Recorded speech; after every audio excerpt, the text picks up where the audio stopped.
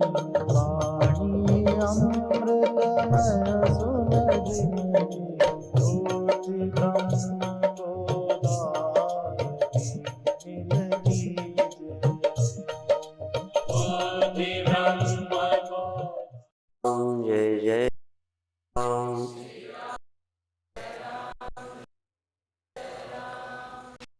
आनंद भगवान की, सनातन धर्म की।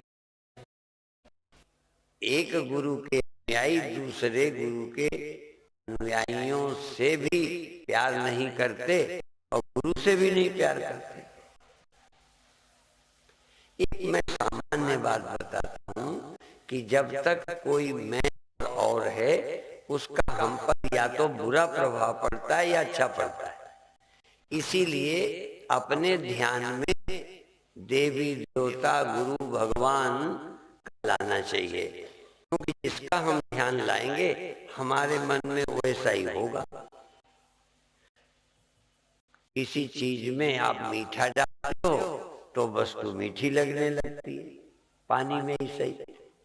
नमक डाल दोगे तो पानी नमकीन लगेगा। तो हम में जो भी पड़ जाता है हमारा मन वैसे ही हो जाता है। तो इस में अद्वैत कैसे देखा जाए? यदि अद्वैत दिखेगा तो मुझ में जो आएगा, मैं और आने वाला दो नहीं होने से असंग हो जाता है, अलेप हो जाता है, मुक्त हो जाता है। ये हम जब सामान्य लोग सुनते हैं मैं ब्रह्म हूं तो ये अभिमान जैसा लगता है। प्रायः सबसे सुना है कि मैं ब्रह्म मानना, मैं को ब्रह्म कहना, ये अहंकार है। और अपने को दास मानना, ये मानना अभिमान नहीं है, ऐसा प्रचलित है। पर हमारी दृष्टि से क्या है, मैं दास हूं, ये कल्याणकारी अभिमान है।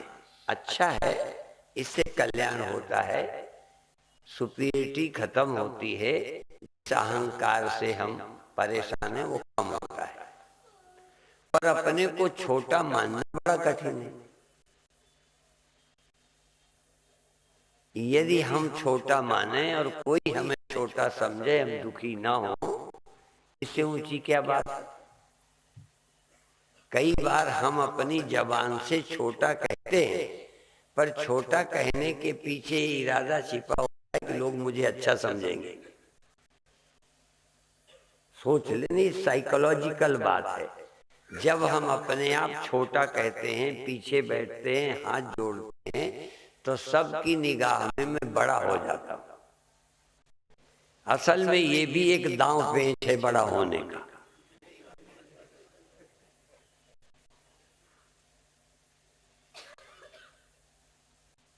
किसी को श्रेष्ठ बनना हो, कहलाना हो, लोगों की निगाह में तो छोटे बनो।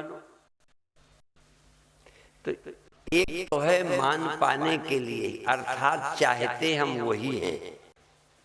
एक बड़ा दिखा के अपने को बड़ा कहलाना चाहता है, एक छोटा दिखा के बड़ा कहलाना चाहता है। तो ये बड़े होने की अंदर से भूख है, जब वो समझ जाता है छोटा होने में सुख है। छोटा लोग देखो, छोटा होने का सुख जब समझ लोगे तो बड़ा होने की भूख ही खत्म। और बड़े होने की जब भूख नहीं रहेगी तो दुखी कहाँ रहोगे। दुखी तो हम इसीलिए हैं कि बड़ा होना चाहते हैं, हो नहीं पा रहे। तो जो मैं ब्रह्म हूं, ये लोग सोचते हैं कि अभिमान है। अभिमान बिना दूसरे के नहीं होता, अभिमान में दूसरा चाहिए। तुम्हें कभी भी जब अहंकार होगा तो दूसरे के कारण होगा। तो अद्वैत माने अहंकार की गुंजाइश नहीं। अद्वैत एक ही है, लेकिन कुछ लोगों को शंका है और कुछ कठिनाई भी है कि हम अद्वैत जब ध्यान करते हैं तब तो लगता है, पर जब हम व्यवहार में आ जाते हैं फिर द्वैत आ जाता है। तो ये शिकायत गलत नहीं है। एक समय तक ध्यान काल में अद्वैत रहेगा, व्यवहार में द्वैत हो जाएगा। अद्वैत ही नहीं, कभी कभी दुख जलन तक होने लग जाएगी। ईमानदारी से अपने अपने अंतःकरण को देखेंगे तो बड़े बड़े विचारशील लोगों को भी मान अपमान सताता है। सबसे आखिरी रोग है मान अपमान। सुबह भी हमने कहा था, कंचन तजना सहज है, सहज तिया का ने, मान बड़ाई ईर्षा दुर्लभ तजनाई। किसी ने आज हमको ईर्षा के विषय में पूछा भी था व्यक्तिगत, तो ईर्षा कब होती है? हम मान चाहते हैं, बड़े होना चाहते हैं, हमसे बड़ा कोई और है, ईर्षा होती।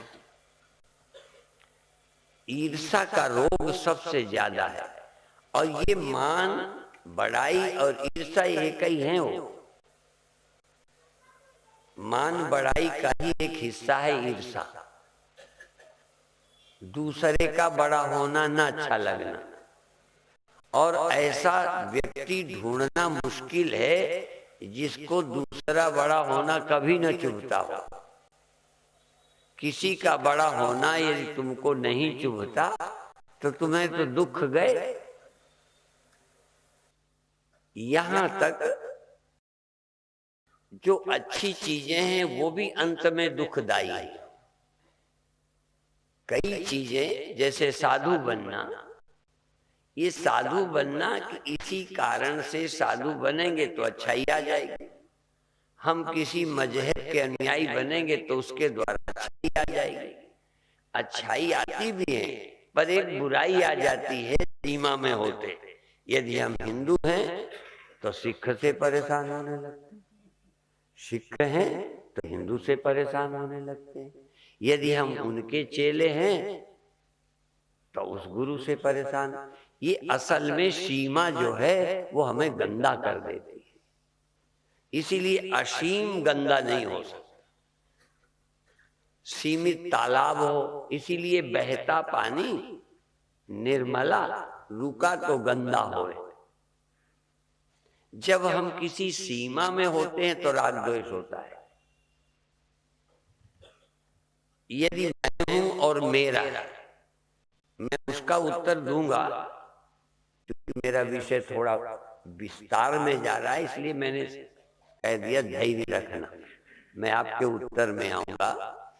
अभी क्या है, मैं हूं और मेरा है। गीता कहती अनिकेता स्थिरमति, अनिकेत जिसका अपनी कोई जगह ना हो। मैं देह ना हो, मेरा घर ना हो, मैं ना हूं, मेरा परिवार ना हो, मैं ना हूं, मेरा कुछ ना हो। मैं नहीं, मेरा नहीं कुछ। आहो न तेरा क्या, आहो न मेरा, वो वाणी में है। कुछ मेरा नहीं है। क्योंकि मुझे पंजाबी नहीं आती, आप समझ लेना ये मैं और मेरा। तो आपको जलाता कौन है? जो मेरा नहीं है। तो जब तक मैं और मेरा रहेगा ये बाड़ा, और तू और तेरा रहेगा तो लड़ाई रहेगी। अब इसमें थोड़ा सा ध्यान देना, व्यवहारिक बात जरा सोचना पड़ेगा कि गुरुओं को भी लड़ना पड़ता। तो आप कभी मन में लाएंगे कि फिर कैसे अद्वैत रहे, और एक तरफ मैं और मेरा, तो ये व्यवहार में तो रहे, तुम्हारे हृदय को नुकसान पहुंचाने वाला द्वैत ना रहे। ये भी एक कठिनाई है, कैसे समझाएं। जब भगवान कहते हैं कि मुझे कुछ पाना नहीं पर फिर भी मैं काम करता हूं, सोचता है कि कामना के बिना काम कैसे होंगे।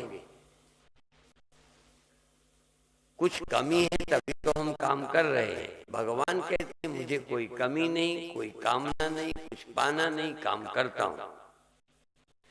और उदाहरण देते हैं कि जनक राजा, अब देखो राजा हैं, ये एक व्यवस्था में राजा है, उन्हें राजा बनने का शौक नहीं है। जो व्यक्ति अपना कद बढ़ाने के लिए किसी पद में नहीं है, वो पद में होता हुआ मुक्त है। जो काम करता है, काम के बदले कुछ चाहता नहीं है, वो कर्म करते हुए कर्म बंधन से मुक्त है। तो ये बात इसलिए बीच में कह दी कि गुरु महाराज को युद्ध करना पड़ा, वो मजबूरी है, उनकी कोई अपनी इच्छा नहीं है, कोई उनकी कामना नहीं है। अकाल पुरुष कुछ कराना चाहते हैं, वो उनके हुक्म से। मुख्य उनका सिद्धांत है कि हम उस एक के हुक्म से आए हैं, उस एक के हुक्म से हम कर रहे हैं, हमारी कोई इच्छा नहीं है, हम निजी स्वार्थ के लिए नहीं। आप भी जरा सोचना शुरू करें कि आपको शरीर मिला, जवानी मिली, ये भगवान ने सृष्टि चलाने के लिए भी तुम्हें शरीर दिया है, इंद्रियां दी हैं, बंधने के लिए नहीं दी, फंसने के लिए नहीं दी। यदि शरीर से तुम विवाह करते हो, सृष्टि चलाते हो, मेरा तेरा नहीं बनाते, शरीर उनका, शक्ति उनकी, प्रक्रिया प्रजनन की उनकी, और बच्चे बनकर पैदा होना प्रक्रिया नेचर उनकी। मैं कौन हूं इसमें करने वाला? मेरा पुत्र मानने वाला और मैं करने वाला, मैं पिता मैं माता, ये मेरा पुत्र क्या है? तुम कहाँ माता हो, तुम कहाँ पिता हो? व्यवहारिक माता पिता का निषेध नहीं करता, क्योंकि हमारे यहाँ दोनों बातें बहुत जोरदारी से की गई। हम एक पुत्र हैं, हमारा एक कर्तव्य पिता के लिए, आप एक पिता हैं, आपका कर्तव्य है पुत्र के लिए।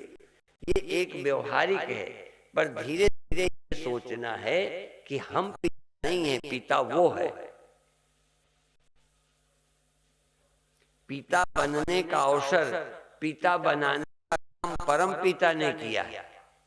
माता बनने का अधिकार, माता बनने का स्वभाव, माता बनने की सामर्थ्य हमें परम माता ने दी है, जगत जननी ने दी है, जगत पिता ने दिया है। और गुरुओं ने तो माता पिता दोनों एक ही कहा है, तू ही मेरा पिता है, तू ही मेरी माता है। अब जरा ध्यान दें, यूं तो व्यवहार में हम किसी व्यक्ति की संतान हैं, कोई ऐसा नहीं सीधा भगवान से पैदा होता दिखाई पड़ा, फिर उसे पिता क्यों कहते हैं? तो ये बताइए, आपके शरीर में भूख कौन लगाता है, रस रक्त कौन बनाता है, और शरीर को कौन बढ़ाता है? तुम अपने पेट का रस बना सकती हो तो भूख लगा सकती हो, शरीर बढ़ा सकती हो। पेट में बच्चा जब बनता रहा तुमने बनाया है, माने तुम एक परमात्मा के बनाई हुई नेचर से पिता बन गए हो। तो जिस नेचर ने तुम्हें व्यक्ति बनाया है, स्त्री बनाया है, पेट बनाया है, खून बनाया है, जवान बनाया है, उसी ने संतान बनाई है। सोचना शुरू करो तो तुम पिता हो कि वो पिता है? लगभग थोड़ा और मैं बताऊं, एक किसी की बिल्डिंग बन रही थी, वकील बहुत दिमागदार होते हैं। सुबह मैंने वकील कहा था, फिर आज वकील मुझे मिल गए तो हंसी कर रहे थे, तो मुझे फिर वकील याद आ गए। एक बिल्डिंग बन रही थी तो एक वकील साहब निकले, कहते भाई इस मकान में आधी ईंट हमारी भी लगा दो। तो आधी ईंट दी, टुकड़ा आधी, लिख लिया कि आधी ईंट लगाई। जब बिल्डिंग बन गई तो केस कर दिया कि इस मकान में आधी ईंट हमारी, समझ में? तो तुम भी उसी वकील की तरह हो, सारी सामग्री उसकी, अब बाप आप बन गए।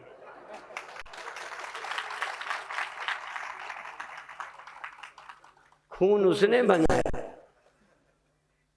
भूख उसने बनाई, रस रक्त उसने बनाया, जवान उसने कर दिया। उस जवानी में इच्छा पैदा हो गई, अब बच्चे हो गए तो बाप तुम हो गए, माँ तुम हो गए। तो जगत पिता वो है या तुम हो? सारे जगत भर का, एक का नहीं, क्योंकि सबको उसने बनाया है, सबको बनाने के लायक बनाया है। असल में जिसने तुम्हें इस योग्य बनाया वही सृष्टि का रचयिता ही सबका जन्मदाता है। सोचना शुरू करो। तो अब हुक्मे अंदर सब है, बाहर हुक्म न कोय। देखो, गुरु गोविंद सिंह जी महाराज उनके हुक्म से नहीं आए, आप अपने मन से आ गए। ये ठीक है कि हुक्म जैसे सब उसकी ही द्वारा पैदा हुए हैं सब, लेकिन ये मानता कोई कोई, कोई कहता है मेरा है, कोई मेरा। ऐसे ही उनके हुक्म से सब हुए हैं, केवल गुरु गोविंद सिंह जी नहीं हुए, उनके हुक्म से कीड़े मकोड़े भी हुए हैं। लेकिन कोई कीड़ा मकोड़ा या कोई आदमी मानता नहीं कि हम उनके हुक्म से आए। आप मानते हो? और उनके हुक्म से आए हैं, उनके हुक्म से रह रहे हैं, उनके हुक्म से वापस जाएंगे। आप तो अपनी मर्जी से जाओगे, झूठ नहीं बोलना। तो फिर जब तुम्हारी मर्जी है ही कुछ नहीं, उसी की मर्जी से है, तो वो करता है कि तुम, वो मालिक है कि तुम, तो तुम उसके हुक्म में नहीं हो तो और क्या हो। पर इस बात को कोई मानता है? कोई ही ऐसा संत है जो ये समझता है कि सब उसके हुक्म से हो रहा है, हम स्वयं उसके हुक्म में हैं, हम स्वयं उसके हुक्म में हैं। उसने हमें यहाँ लगा रखा है, ऐसी बुद्धि दे दी, ऐसी परिस्थिति दे दी, बाबा बना दी। जैसे एक उम्र में सहज आदमी को शादी ब्याह प्रजनन की इच्छा हो जाती है, काम आ जाता है, जरा हर एक के मन में साधु होने का नहीं आता। इसलिए कुछ लोग खूबी समझते होंगे कि हम अपनी मर्जी से साधु बने, असल में उसने हमें जबरदस्ती बना दिया।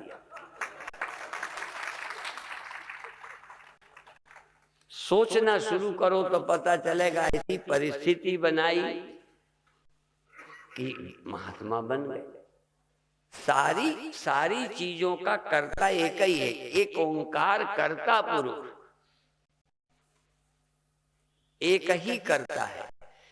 करते थी नैयायिका, नैयायिक सृष्टि के कर्ता को परमात्मा कहते हैं, या परमात्मा को ही सृष्टि का कर्ता कहते हैं, और कोई कर्ता नहीं। अब हम राजी नहीं हैं, तो जब उसके हुक्म से हुए हैं, रहते उसके हुक्म से, तो जाएंगे अपनी इच्छा से। तो अब यदि हम सचमुच भगवान को जानते हैं तो उसके हुक्म में राजी हैं। यही तो कहते हैं भक्त, हम राजी हैं उसी में, उसी का हिस्सा है ये, हम राजी हैं उसी में जिसमें तेरी रजा है। यहाँ यूं भी वाह वाह है, और हाँ कि यूं तो वाह वाह है, यूं वाह वाह नहीं है। यहाँ यूं भी और यूं भी, ऐसा भी वाह वाह, वैसे भी वाह वाह, रहने में भी और जाने में, दोनों में वाह वाह। कि रहने में तो वाह वाह और जाने में छाती पीटना, स्यापा। अच्छा ये बताओ, इसके लिए ध्यान लगाना, सही समझ आ जाए। देखो, व्यास गद्दी से दोनों हाथ उठा के कहते हैं, हमें ध्यान अचानक लुधियाना में ही लगा, अभी नहीं, बहुत पहले, इसमें से कई जब पैदा हुए होंगे तो, और इलायची गिर मंदिर में लगा। अब हम लोगों को ये भी पता नहीं वो है कहाँ इलायची गिर मंदिर। तो ध्यान लगा, बहुत रोशनी हुई, बहुत अच्छा लगा। कल्पना भी नहीं करते थे, हमें योजना भी नहीं थी, बैठे थे, प्राणायाम किया, बस चमत्कार हो गया। फिर यहाँ एक प्रेम बैठी है, इनके यहाँ हम कपूरथले में महर्षि रमण की पुस्तक पढ़ा रहे थे। बस पढ़ाते पढ़ाते मुझे तो ये भी नहीं कि आंखें मूंद गई कि खुली थी, पर सारा धुंधला हो गया, पूरा कमरा धुंधले प्रकाश से भर गया, दिखना बंद हो गया। बस ऐसे लगता था जैसे बल्ब कभी धीमा तेज ऐसे ऐसे होता है, ऐसे मेरी आंखों में ऐसे ऐसे कुछ हो रहा था। आवाज पूरी सुनाई देती थी। माने इस तरह ध्यान के चमत्कार शुरू हुए। फिर 6 वर्ष तक मैं नहीं जानता क्रोध क्या होता है, काम क्या होता है, लोभ क्या होता है, भय क्या होता है। बड़ा शांतिमय जीवन रहा। इसलिए मैं बताता हूं कि तुम पर भी घटे तो चिंता मत करो। एक सफलता ने लगा जैसे अब कुछ कर नहीं। कई बार तो मेरे शिष्य मुझे कहते थे, जब इतना आप आनंद में हैं तो ये प्रवचन और ये सब इसमें छोड़ दीजिए। तो मैंने कहा कि कुछ देर प्रवचन करता हूँ, घूमता हूँ, तो बाद में ध्यान और अच्छा लगता है। जैसे कुछ देर खाने का गैप हो जाए तो खाना अच्छा लगता है, पानी का गैप हो जाए तो पानी अच्छा लगता है, यहाँ तक कामियों के काम का भी गैप हो जाए तो काम में आनंद आता है। असल में तुम चाहते हो गैप ना हो, सुख लेना है तो गैप जरूरी है, सुखी होना है तो दुख जरूरी है। तो आनंद, थोड़ी देर काम करें, प्रवचन करें, सामाजिक काम करें, गौशाला, स्कूल, कहीं कुछ, अब फिर ध्यान में चले जाएं। तो कबीर साहब का वो दोहा हम पर लागू है, ठाड़े बैठे पड़े उताने, कहें कबीर हम उसी ठिकाने। हाँ, लेटे हैं, हाथ ऊपर किए, आनंद में डूबे हैं, आनंद, बस कुछ नहीं। हम उस समय ये भी नहीं जानते थे कि ये ईश्वर है कि क्या है, बस इतना है कुछ अच्छा लगता था, चेतन होते थे, मालूम सब पड़ता था, आनंद मालूम पड़ रहा। शरीर स्थिर है तो हाथ ऐसे हैं तो ऐसे, मुंह फैला है तो फैला। शरीर जैसे प्रतिमा है, जहां ठहर गया ठहर गया। स्वामी राम का उस समय लेक्चर पढ़ा कि स्वामी राम एक बार एक दीवार से टिक गए ऐसे, और सारी रात टिके रहे। क्या ख्याल आया कि जैसे लकड़ी टिकी है, ये भी तो एक लकड़ी है टिकी। उस लकड़ी के भीतर चेतन नहीं मालूम पड़ता, इस लकड़ी के भीतर चेतन है। उस लकड़ी को बाहर से देखते हैं टिकी हुई, इस लकड़ी को भीतर से देखते हैं टिकी हुई। सारी रात वो टिके रहे। सुनते हैं भगवान बुद्ध जिस करवट लेटते थे, सुबह उसी करवट उठते थे, बीच में करवट ही नहीं लेते। इतना अंदर शांति, इतनी क्या कहें। मुझे ऐसे ही एक दिल्ली में माता मिली कि स्वामी जी महाराज, मैं जिसे देखती थी भगवान और आनंद, जिसे देखूं भगवान लगे चरणों में गिर जाऊं, देखती रह जाऊं। अब पता नहीं क्या हो गया, अब कुछ अच्छा नहीं लगता, वो सब गड़बड़ हो गया। हमारा भी धीरे धीरे वो गड़बड़ हो गया। और लोग यही शिकायत करते हैं कि पहले ऐसा होता था, पहले वैसा होता था, अब आनंद नहीं है। किसी को नाद सुनाई देता था, किसी को रोशनी होती थी, तो या तो बंद हो गई, यदि बंद नहीं हुई तो कहते हैं पहले रोशनी होती थी तो आनंद आता, अब रोशनी तो है आनंद नहीं है, नाद तो है पर आनंद नहीं है। बल्कि एक ने हमको अमृतसर में वृद्ध सिख ने बताया कि नाद इतना होता रहता है कि अब मेरा तो जीवन हराम है। इतनी ध्वनि चलती है तो इतनी तेज मालूम पड़ती है, कभी कभी तो सोना मुश्किल। तो कई चीजें इसी तरह। एक दिन अभी अखबार पढ़ते आ रहे थे तो शादी की बात थी, उसमें लिखा था कि इतनी रिसर्च और इतनी स्त्रियों के अनुभव लिए गए पुरुषों के, तो कहते 3 साल के बाद शादी का आनंद गया। और कई का तो 6 महीने में तलाक की नौबत आ जाती। क्या है? और जिस शरीर को तुमने सुख समझा है, ध्यान दो, सुख समझा है, ये कहाँ रहता है और रहते हुए क्या दे रहा है? सुख तो क्षण भर देता है, दुख दिन भर देता रहता है। तो करना क्या है? घबराना नहीं सुख दुख से, सुख में आसक्त नहीं होना, क्योंकि जिसमें आसक्त हो जाओगे वही दुख देगा। देह में आसक्त हुए वो भी दुख ही देता है। किसी अनुभूति में आसक्त हो जाओगे, उस अनुभूति का इतना मुझे आकर्षण था कि उसके न रहने पर मुझे लगा मैं गिर गया, कोई अभिमान हो गया, कोई क्या हो गया, तो ये कहाँ चला गया। ये एक के साथ नहीं, हर एक के साथ होता है। और मैं ये मानता हूं कि शरीर में यदि मौत और बुढ़ापा न होती तो ये सबसे बड़ा भगवान का श्राप होता। ये तो भगवान का दिया हुआ वरदान है मौत। इसलिए मौत की याद आती है तो भगवान की तरफ मन मुड़ता है। इसीलिए लिखने वालों ने ये लिख दिया, 2 चीजों को भूल मत, जो चाहे कल्याण, नारायण एक मौत को, दूजे श्री भगवान। जिसको मृत्यु याद नहीं आती, जिसको न रहने का ख्याल नहीं आता, अपनों को छोड़कर जाना पड़ेगा, बाद में तुम्हें क्या करेंगे, ये जिसको याद नहीं आता वो कभी परमात्मा को खोज नहीं सकता। खोजने की पहली शर्त है, भगवान बुद्ध ने सत्य को खोजा, बूढ़ा देखा, बीमार देखा, हाँ मुर्दा देखा, तो ख्याल आया हम भी न रहेंगे। ख्याल ही नहीं आता। हमारे यहाँ तो व्यास ने ये कहा है, 7 आश्चर्यों की कथा तो बाद में आई है, व्यास के जमाने में ये कोई आश्चर्य नहीं थे। न ताजमहल था,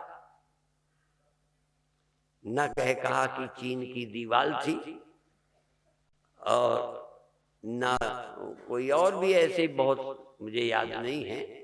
हाँ, तो बहुत आश्चर्य हैं। तो व्यास ने कहा है सबसे बड़ा आश्चर्य है कि रोज देख रहे हैं कितने चले गए, एक्सीडेंट से बूढ़े होके जला दिए गए, बहा दिए गए, कितने अपने ही परिवारों के चले गए, फिर भी अपने रहने की योजना बन रही है। इससे बड़ा आश्चर्य कौन होगा? इतना साफ समझ में आना चाहिए कि मुझे नहीं रहना, नहीं रहना तो जाऊं कैसे, जाके क्या मेरा बनेगा, उसकी तैयारी करूं, उस पर हम सोचते ही नहीं। कितनी मूढ़ बुद्धि है। इसलिए शंकराचार्य कहते हैं, भज गोविंदम भज गोविंदम गोविंदम भज मूढ़ मते। मूढ़ मते, अय मूढ़ बुद्धि वाले, तुम बड़े विद्वान हो, डॉक्टर हो, वकील हो, इंजीनियर हो, मास्टर हो, साधु हो। मेरे गुरुदेव के अभी अभी मैं सिजई से आया तो एक संत सुबह कीर्तन कर रहे थे, जाने क्या काम काज में चतुर बड़े हो, काम काज में चतुर बड़े हो, ज्ञान तुम्हारा थोथा है, तुम कितने चतुर हो, क्या है, मूर्ख हो, क्या होगा। मैं ये नहीं कहता कि रोटी लायक भी ना रह जाओ, रहने का मकान ना हो, लेकिन यदि तुमने ये सब कर भी लिया है और फूल भी रहे हो तो क्या फर्क पड़ेगा बुढ़ापे में, मौत में? ये समझ नहीं आती। इसलिए फिर इसी तरह और तुम ध्यान में हो, जागृत अवस्था में हो, ध्यान रखना, रोशनी देख, फिर क्या होगा? सो जाओगे, नींद आ जाएगी, सपने आ जाएंगे, फिर कुछ हो जाएगा। देखना ये है सदा कौन रहता है, अकाल पुरुष कौन है, उसको क्यों सोचना है। और फिर अकाल पुरुष का स्मरण क्यों? ये ब्रह्मज्ञानी ब्रह्म क्यों हो जाता है? ब्रह्मविद ब्रह्म ही भवति, सोई जाने जय देव जनाई, जानत तुम्हें तुम्हें होई जाई। उसको जानने वाला वही हो जाता है। क्यों? क्योंकि वही है। यदि ये वही नहीं होता तो उसको जानकर कोई वो नहीं हो सकता। तुम गरीब हो, धनी को देखकर धनी हो जाते हो, तुम स्वस्थ को देखकर स्वस्थ हो जाते हो, सुंदर को देखकर तुम सुंदर हो जाते हो, कि अपने से सुंदर देखकर और खराब हो जाते हो।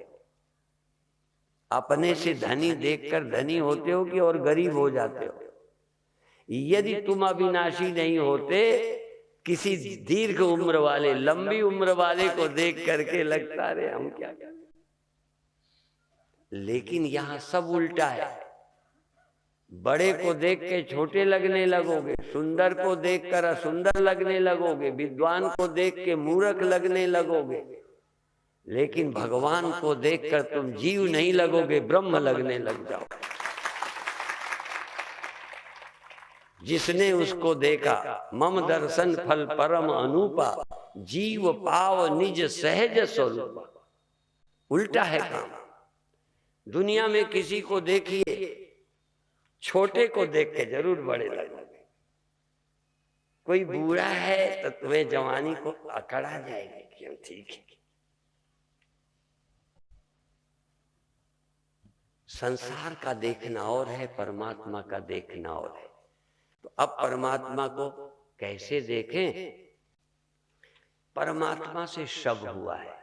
जो दिखाई देता है वो भी हुआ है, जो देखता है जगत को, जिस माध्यम से देखता है, जैसे रूप ऐसे ही नेत्र। ये वेदांत की एक प्रक्रिया है, समझाने के लिए थोड़ा जिक्र करूंगा 1 मिनट। रूप भी अग्नि का है, नेत्र भी अग्नि का बना है, इसलिए नेत्र से रूप दिखता है। ध्यान रखो, रूप नेत्र दोनों अग्नि तत्व से बने हैं। इसी तरह वेदांत प्रक्रिया में है कि कौन चीज किससे बनी है। पैर किससे बने हैं, चलते हैं, वो एक दूसरे से संबंध है। इसी तरह से ये दृश्य से बना है, दृष्टा उससे ही उत्पन्न हुआ है।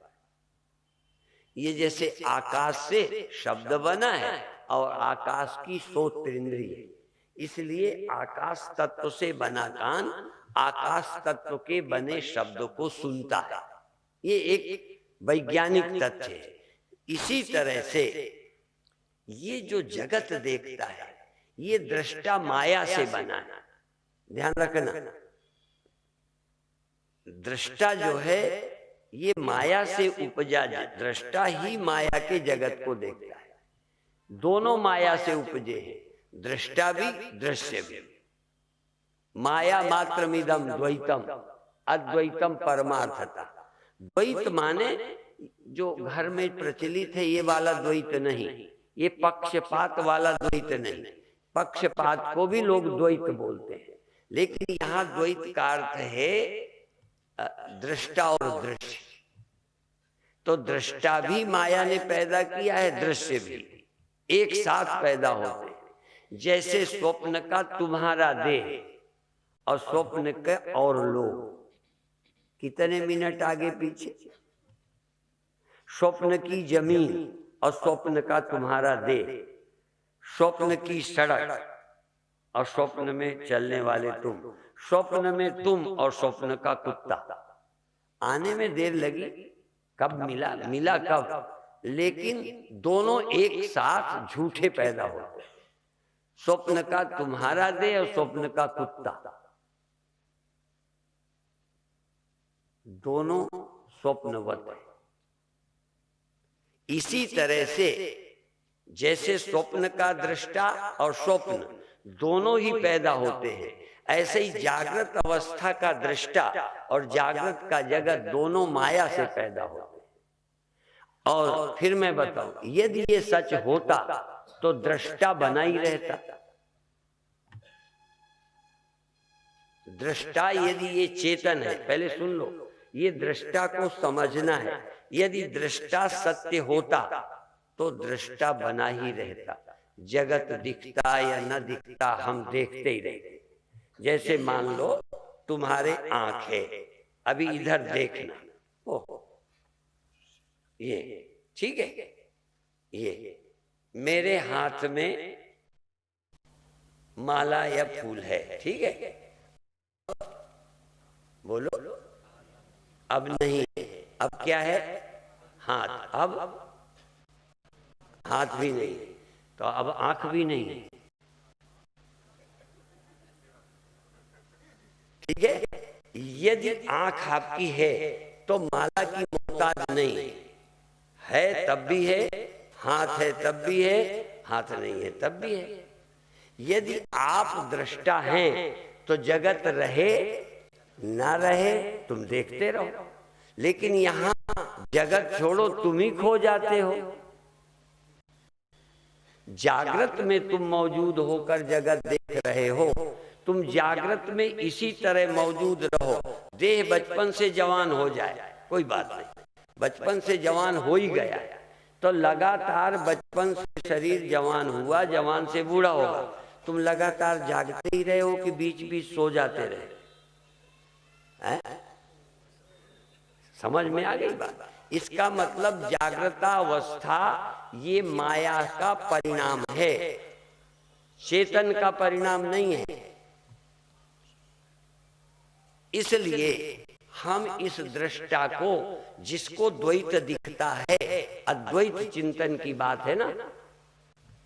अद्वैत क्या है? अद्वैत माने वह चेतन जो दृष्टा बनता है माया से। यदि माया न हो, अंतःकरण न हो, तो चेतन दृष्टा नहीं बनता, और दृष्टा नहीं बनता तो दृश्य नहीं बनता। तो जब दृष्टा दृश्य नहीं बनता तब चेतन सिर्फ चेतन होता है। प्रातः ध्यान में भी ये बात कही थी। इसको क्लियर करने के लिए कि जब आप ध्यान करो तो एक में तो तुम दृष्टा बनो, दोनों ध्यान बताए हैं। दृष्टा बनो, देखते रहो देह को, देखते रहो रूप को, सुनते रहो आवाज को, जानते रहो श्वास को। पर अभी अभी एक गुरुमुख मिले थे कि अब जब हम ध्यान में बैठते तो नींद आ जाती है। बात जरा समझे, तो ध्यान में जब बैठते हैं तो नींद आ जाती है, फिर देखना भूल जाते, जाप छूट, क्रिया छूट जाती है। श्वास लेते हैं, धीरे धीरे नींद आ गई, जाप करते हैं, नींद आ गई। तो जाप कब तक? जब तक मैं जागा हूं। श्वास का पता कब तक? जब तक मैं जागा हूं। बाहर की आवाज स्मृति कब तक? जब मैं जागा हूं। सो गया, इसका मतलब जो जगत को जानता है वो जगता है और सो जाता है।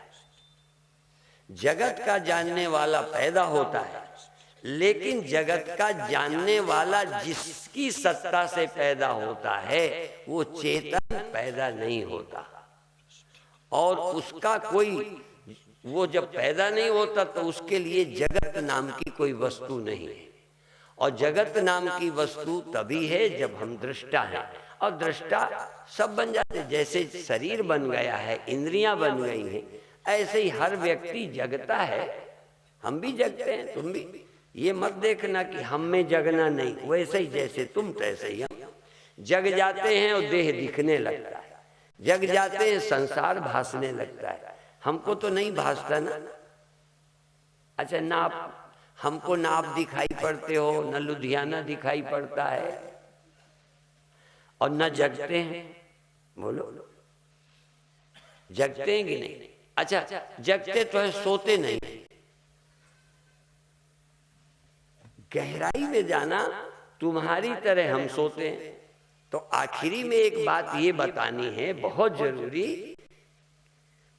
कई लोग कहते हैं अहंकार जाता नहीं है, और हम बताएं, अहंकार रोज हमारा मैं पैदा हो जाता है, मैं सो जाता है।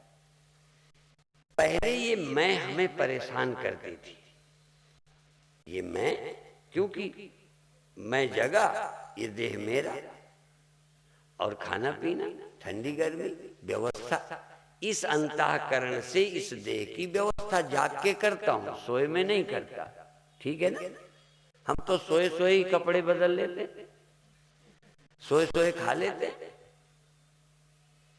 सब काम जग के हम करते हैं, जग के तुम करते हो। मैं इसलिए बोलता हूं कि कोई ज्ञानी को मैं छोड़ नहीं रहा, अपना उदाहरण देकर मैं आपके गुरुजी का नाम नहीं लेता कि चिढ़ जाओगे, इसलिए सीधा मैं अपना नाम करता हूं। कोई दुनिया में किसी गुरु का शरीर बच्चे से जवान हुआ है और फिर बूढ़ा होता है, फिर नहीं रहता। इसी तरह कोई भी व्यक्ति जगता है, देह के साथ व्यवहार करता है, सो जाता है। राम भी जगते थे, राम भी जगकर संध्या करते थे, रात को सेवा करके गुरु जी की, फिर सो जाते थे, फिर मुर्गे की आवाज सुन के उठ जाते थे बड़े सवेरे। तो सोते नहीं तो जगे कैसे? इसका मतलब जगना सोना प्रकृति का नियम है, वो सब पर लागू है। और जग जाने में देह दिखने लगना, देह की भूख लगने लगना। अच्छा, मुझे तुम्हारे पेट की भूख का पता चलता है कि इस पेट की? हम महात्मा है ना, तो तुम्हारी भूख भी मुझे दिखती। तो एक देह, देखो, दृष्टा एक देह का है, अलग अलग देहों का अलग अलग दृष्टा है, पर अलग अलग दृष्टा होने पर चेतन अलग अलग नहीं है। वो चेतन, अब ये कैसे मैं समझाऊंगा, क्योंकि एक चेतन है, वही बुद्धि द्वारा दृष्टा बनता है। जैसे एक ही चेतन कान द्वारा श्रोता है।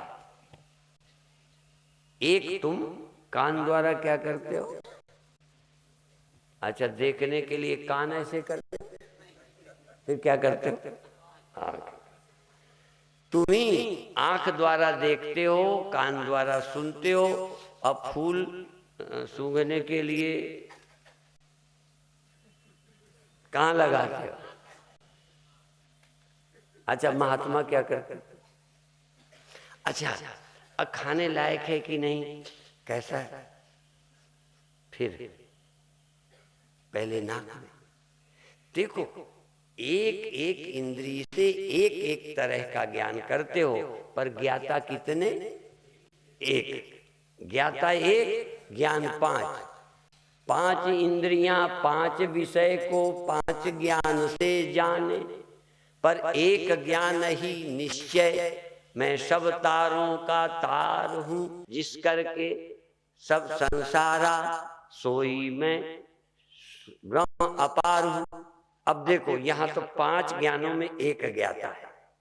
अब मैं ज्ञाता बहुत हैं,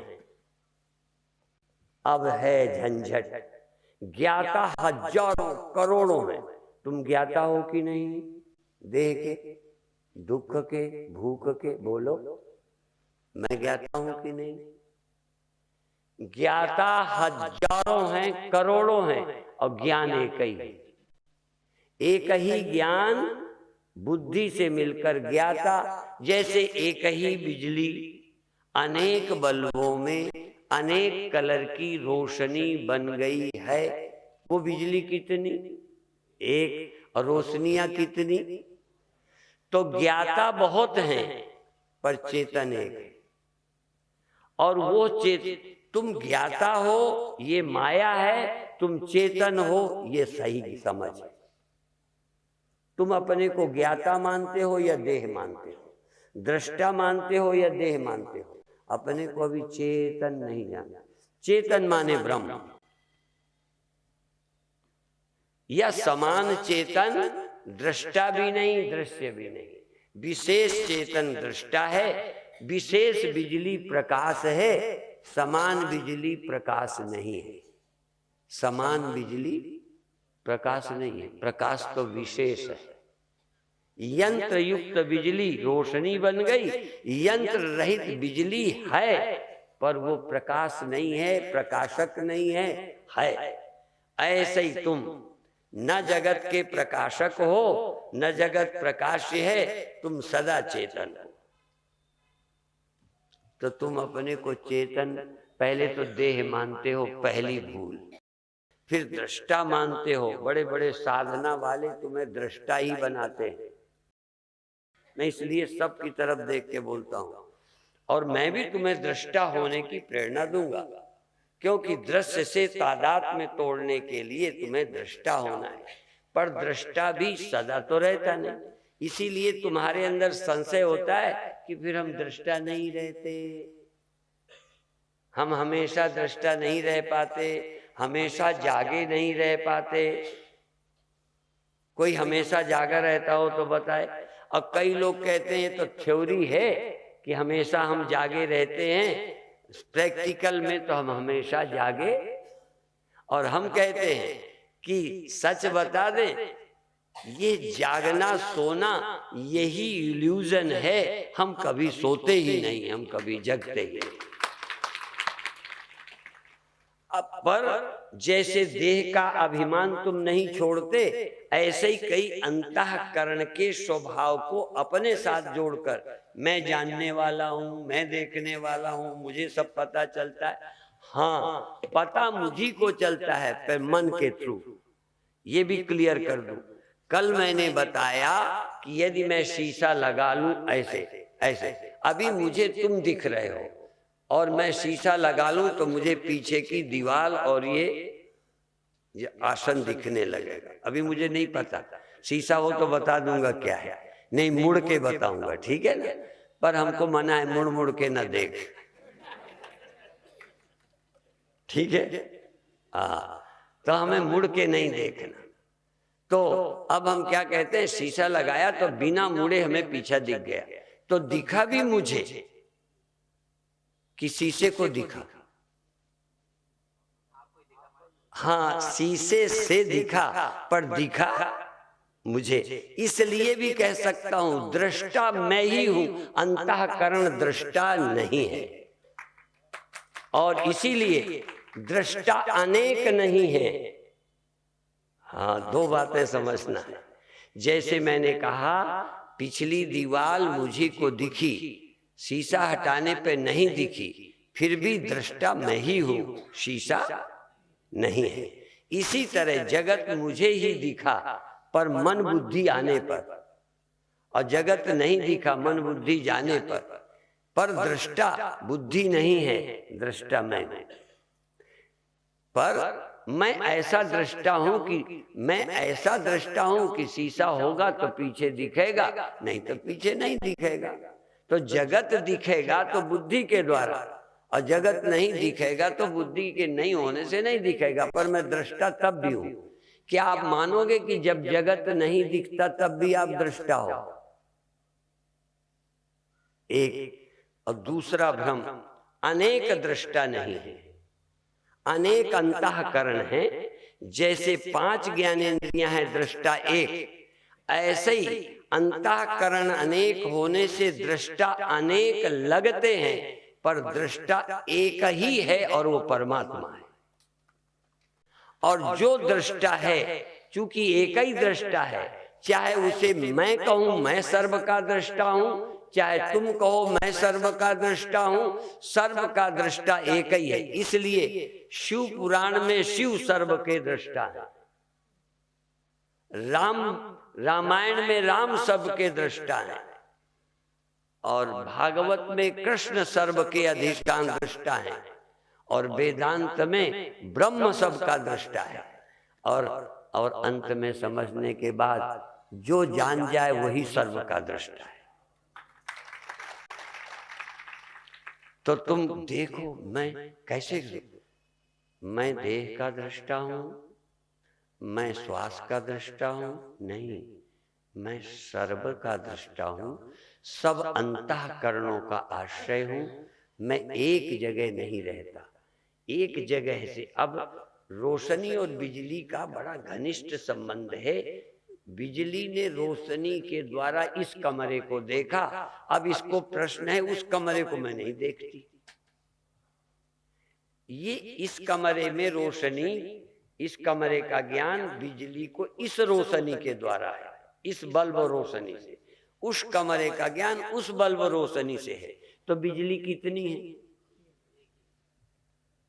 वेदांत का मतलब ये है, अद्वैत का मतलब ये है कि अनेक शरीर हैं, अनेक इंद्रियां हैं, अलग अलग सब शरीरों में एक एक मन बुद्धि चित्त अहंकार है, उनमें चैतन्य चमकता है, एक एक देह के दृष्टा है।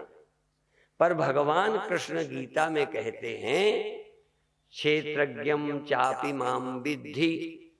क्षेत्रज्ञ एक एक शरीर का ज्ञाता, एक एक शरीर के अलग अलग ज्ञाता। पर भगवान कहते क्षेत्रज्ञम चापि माम विद्धि सर्व क्षेत्रेषु भारत। सब शरीरों में जो ज्ञान है, प्रकाश है, वो मेरा ही है।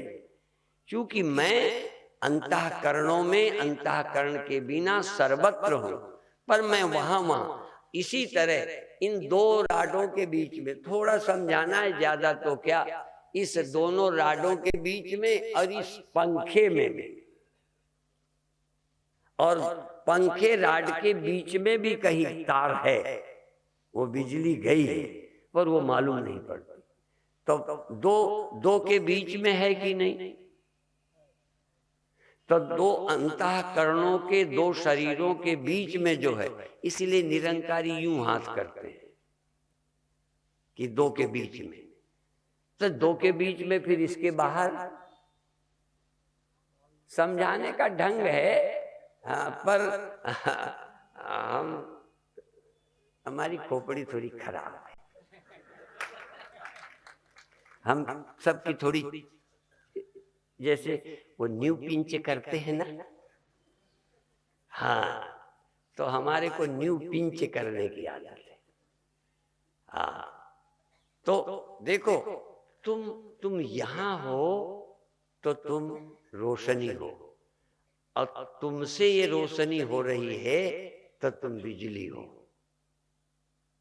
यदि तुम इसको मैं कहते हो, मैं देह को जानते हो तुम, लेकिन जानना मेरे में सदा नहीं है, वो अंतःकरण। जैसे सुनना मेरे में सदा नहीं है, कभी बुढ़ापे में कम हो जाएगा, देखना मेरा ये सदा नहीं है। इसी तरह से जगत का जानना सदा नहीं है, पर मैं सदा हूं, ये ध्यान रखो। और जानना यहां से सब जगह जानना नहीं है, वहां से भी सब जगह जानना नहीं है। एक है जो वही सब जगह होकर, मेरे गुरुदेव कहते थे, जिसमें ये सब है, जिस करके ये सब है, जो सब में होकर या सब में रहकर सबको जानता है। वो ये नहीं कहते थे यहां रहकर सबको जानता है। तुम क्या सोचते हो, यहां से सब कुछ जानूं तब मैं ब्रह्म होऊंगा? बिजली ये सोचती है कि इस बल्ब से जब सारी दुनिया में प्रकाश करूं, इस बल्ब से, कमरे वाले से, तब मैं बिजली हूं। तू बिजली है, इसीलिए एक बल्ब से नहीं प्रकाशती, हर बल्ब से तू ही प्रकाश रही। तुम क्या सोचते हो, इस मन द्वारा मैं सब कुछ जान जाऊं तो सर्वज्ञ हो जाऊं? हम ये कहते हैं तुम ही हर शरीर में रह रहे हो। भगवान यही तो कहते हैं मैं सब में हूं। भगवान से भी यदि अर्जुन की जगह मैं होता तो पूछता, यदि सब जगह हो तो बताओ उसके मन में क्या है? तुम यही तो पूछते हो हमसे, हमसे पूछ लेते हो। अर्जुन नहीं पूछा भगवान से। एक आध प्रश्न किए, जब उन्होंने कहा कि ये ज्ञान पहले मैंने सूर्य को दिया था, वैवस्वत मनु को दिया था, फलाने को दिया था, तो कहते तुम तो अभी इतने वर्षों से यहाँ हो, वो तो बहुत पहले, तब कैसे दिया था? तो वो अपने को व्यक्ति मान के नहीं बता रहे, वो मान के बता रहे। तो अद्वैत का अर्थ क्या हुआ कि व्यवहार में मैं अलग जगूंगा, तुम अलग जगोगे। अच्छा, मैं जगूंगा तब सारे लोग जग जाते हो ना। अच्छा, मैं सोता हूं तभी सारे सो जाते हो। हम सोएंगे अलग, जगेंगे अलग, करेंगे अलग, पर तब भी हम सब में एक हैं। तुम सोचते हो ये द्वैत मिट जाएगा तब अद्वैत होगा। अद्वैत का मतलब है सब अलग अलग देह, अलग अलग जगना, अलग अलग देह के अभिमान। पर इस बात को इस अंतःकरण से मैंने समझ लिया, इसलिए मेरा भ्रम चला गया। मैंने देखा मैं सर्वत्र हूं, मैं ही यहाँ चमक रहा हूं, मैं ही और जगह चमक रहा हूं, पर यहाँ के द्वारा, इन आंखों के द्वारा मैं तुम्हें देखता हूं, उन आंखों के द्वारा तुम देखते हो, पर तुमको देखने की सामर्थ्य देने वाला, उनको देखने की सामर्थ्य देने वाला चेतन एक है। और तुम फिर बताओ, यदि तुम मानते हो कि हम जलने वाले मैं को मैं मानेंगे, हम बिजली को या उस चेतन को मैं नहीं मानते, आखिरी बात है ये। उस ब्रह्म को हम मैं नहीं मानते, हम तो इसी को मैं मानते हैं, क्योंकि हम इसे देखते हैं। अब मैं ये पूछूंगा कि जब जागृत अवस्था चली जाती है, ये बल्ब जैसे खूब जल रहा था, अब थोड़ा जल रहा है, तो थोड़ा जलने में कौन है जो थोड़ा जलने में मौजूद है और ज्यादा जलने में?